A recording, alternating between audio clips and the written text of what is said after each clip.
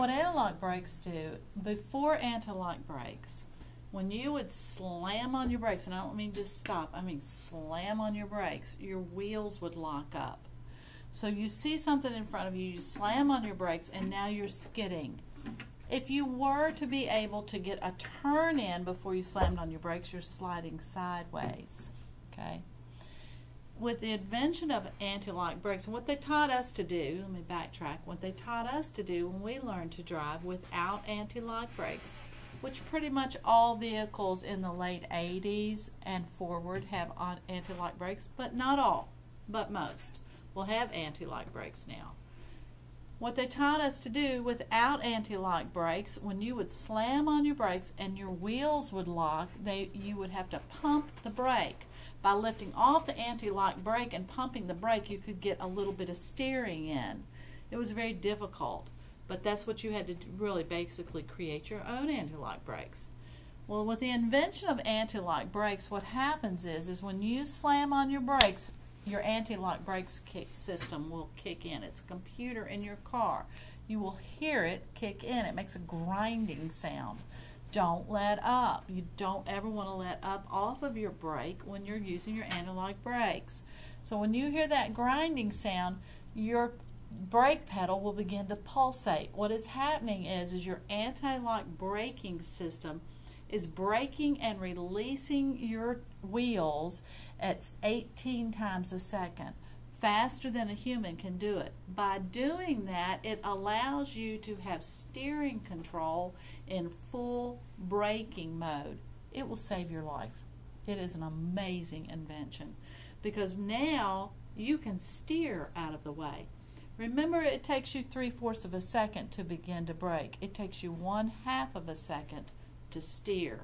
So don't forget, with anti-lock brakes, your car is going to go in the direction that you're turning it, even though you are braking.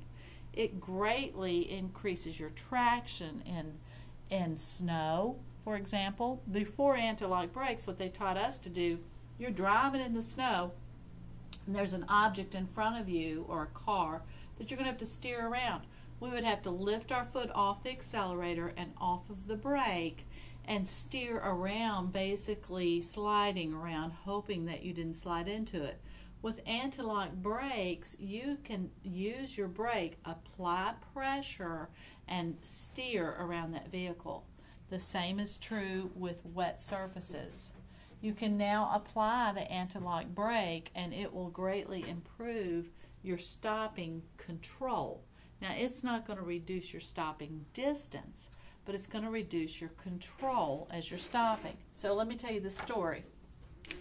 Yeah. So, after you swerve out of the way, will the brakes eventually stop you, or would you have to Yes. lift up and? No, the brakes will stop you. Right. They are in addition to your regular brakes. So if you look at the light, your anti-lock brake light, and it's on, when you turn your ignition on, it will flash on and go off. If it stays on, there's something wrong with your anti-lock brakes. You need to have them fixed. However, you still have your brakes. Okay, it's just a system for stopping in an emergency, and they're not going to come on every time you stop. They're not necessarily going to come on when you stop hard. They're going to come on when you slam the brakes on in an emergency.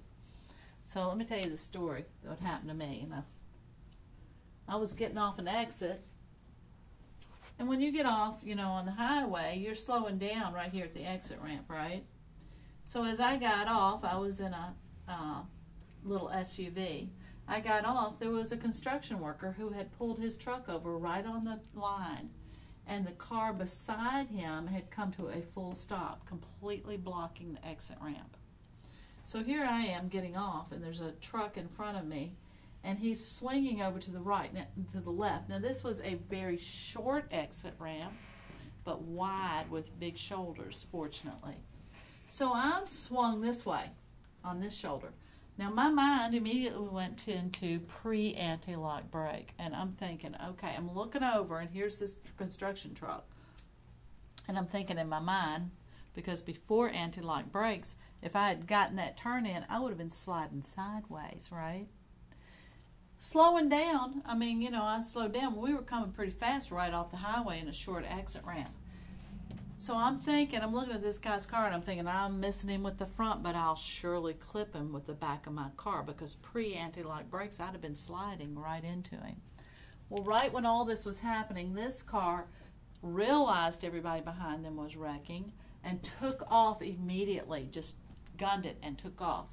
This guy in this white truck was able to come around and get back on, and I was able miraculously to miss this guy and come right here. When I got right here, the construction guy had gotten out of his car and was leaning against the van like that. I'd have killed him for sure. If I had hit that and not had anti-lock brakes and been sliding, I would have slid into the back of his car and basically run over him with his own truck. Can you see how anti-lock brakes make a difference? You're driving down the highway and the guy in front of you stops short suddenly. You don't have room to stop, but you can steer as you're stopping. So you go into full brake mode and you can swerve onto the curve or onto the shoulder, right? Which is why you want to leave an open space beside you so that you have somewhere to go. Anti-lock brakes. Now I'm going to show you all a video called Stomp. Let's see. No, it's called Don't Let Up.